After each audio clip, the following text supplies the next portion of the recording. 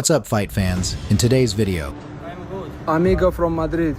the MMA world is buzzing with major updates, from potential super fights to unexpected title challenges.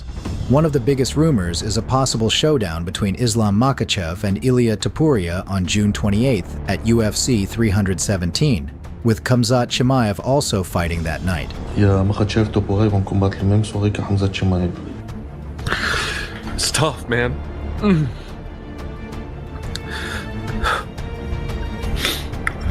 Magomed Ankalaev's coach made a crazy statement, accusing Alex Pereira of being coated in some kind of ointment and even saying there was something sticky in his hair. He probably meant on his head, because Pereira had no hair at all.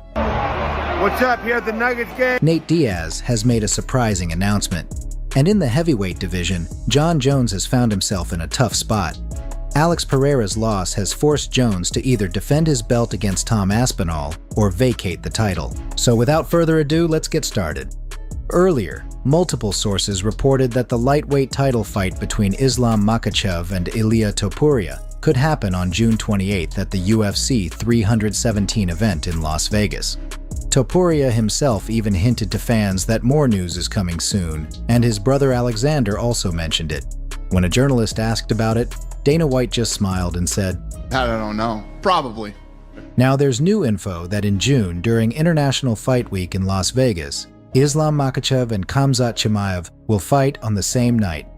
This update comes from Rasul Shamsudinov, a manager and coach close to Khamzat Chimaev's team.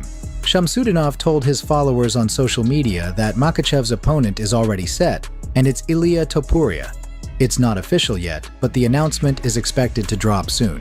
On a déjà signé, donc maintenant, il faut trouver les bonnes dates. Topuria, Makhachev, l'équipe. Il y a Makhachev et Topuria, ils vont combattre la même soirée que Khamzat Chimaev. Comme ça, en juin. Soyez prêts. Les deux combats auront lieu le même soir pour les ceintures. Ça va être la plus grosse soirée de l'année du UFC. Khamzat contre le champion, frère. Des plessus là, je sais pas comment on s'appelle lui. Comme j'aime pas son blaze en plus. Bon allez, comment ça va. Ça n'a pas été annoncé, mais ça a été dit par moi. Mais bientôt ça va sortir, t'inquiète.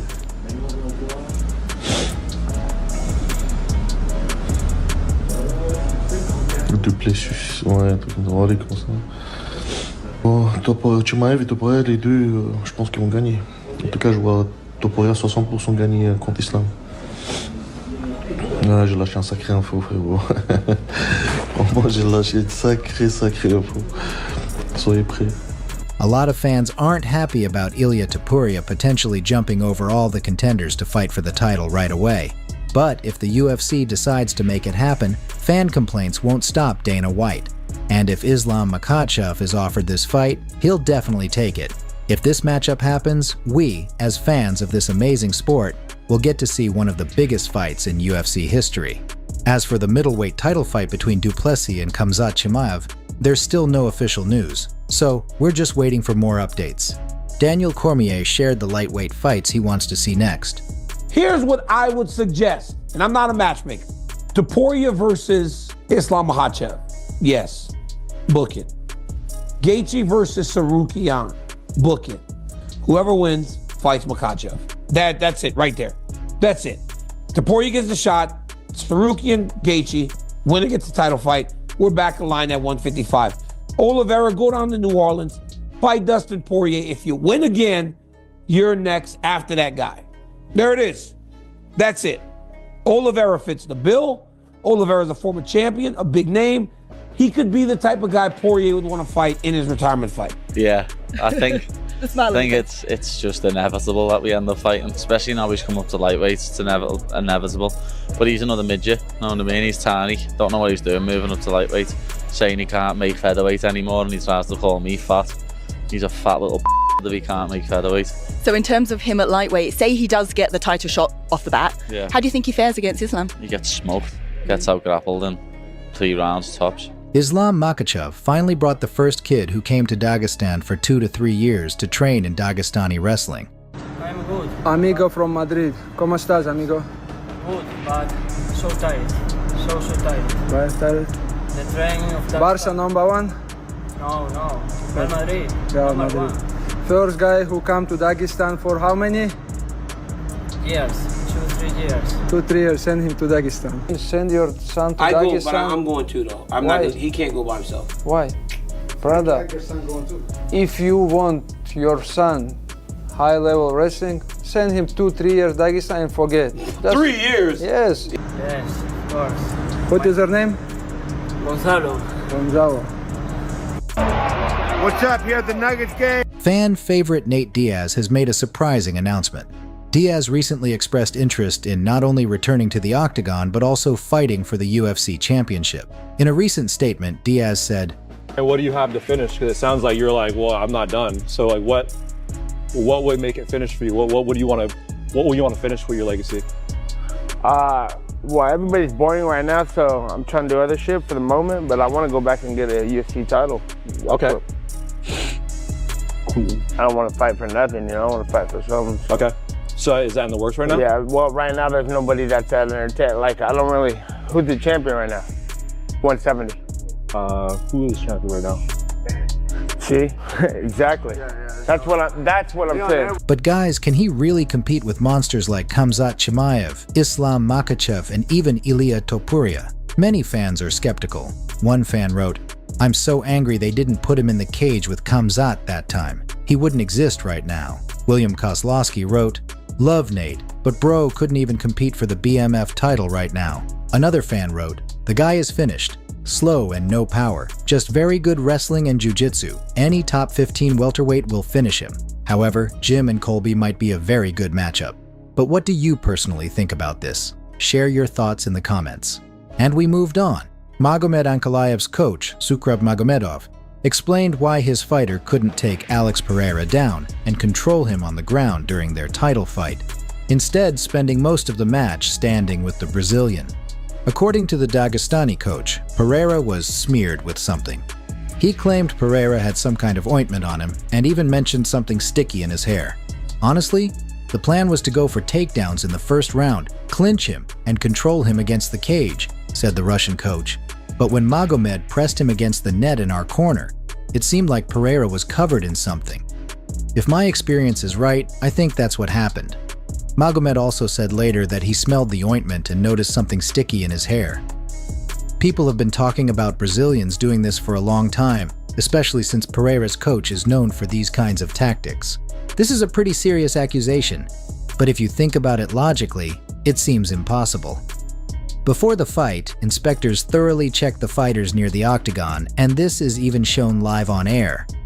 Everyone sees how carefully the fighters are inspected, and they would have noticed something like that right away. Alex Pereira's loss to Magomed Ankalaev has significantly impacted Jon Jones's plans. Nearly a week after the fight, the UFC heavyweight champion voiced his disappointment, writing during Pereira's live broadcast, "Disappointed. I wanted to share the octagon with you so much." Jones had seemingly been eyeing a potential super fight with Pereira, which could have provided an alternative to a unification bout with interim heavyweight champion Tom Aspinall. However, with Pereira out of the picture, Jones now faces a crucial decision: fight Aspinall or vacate the title. This is Tom Aspinall, and this is me rating the following fighters out of 10. Yuri Prohaska. 8.5. Alex Volkanovski. 9. Michael Chandler. 7. Alex Pereira. 9. Dricus du Plessis. 9.5, because he makes that unorthodox style work for him, and none of his opponents have any idea how to deal with it. It's a super smart fighter. Sean Strickland. 8.5.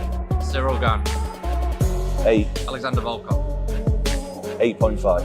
Jamal Hill. 8.5. Finally, Jon Jones. 9.5.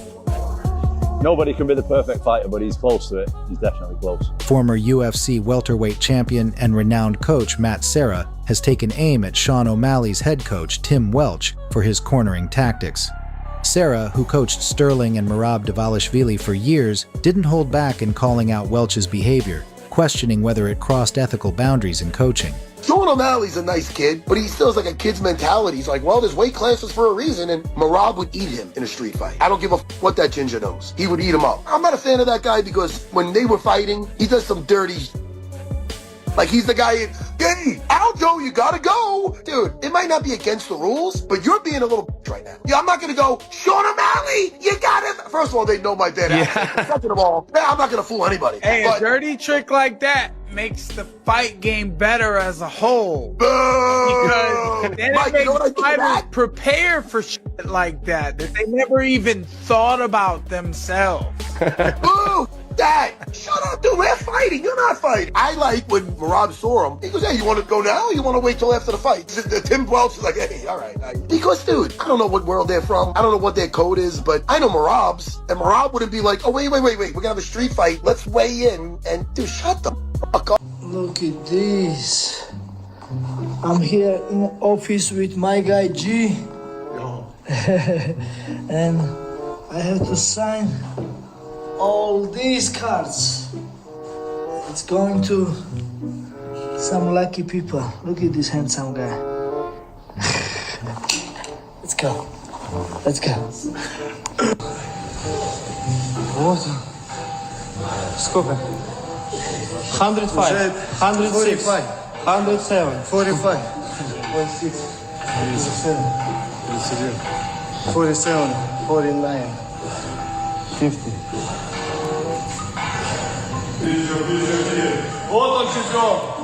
Champion. Paddy Pimblett warns Michael Chandler. In a bold message, Pimblett dismissed the idea that Chandler would knock him out, saying, It was also nice to size Chandler up. Like, a lot of people were surprised at how much bigger I am than him when I knew I was going to be that much bigger than him. I'm going to show everyone that the old guard's on the way out and the new guard's coming in. Funny, everyone's saying he's going to knock me out. I don't think he's going to get near me on the feet. Everyone thinks Mike's just going to come out and knock me out, lad, and I won't stand with him. Just like everyone thought I wouldn't stand with Bobby Green, but the striking's got so much better since the Bobby Green fight, and he's underestimating me, I think. Thinks he's fighting the same Paddy what for Jared Gordon, lad, when I'm a fucking completely different fighter now. I've evolved.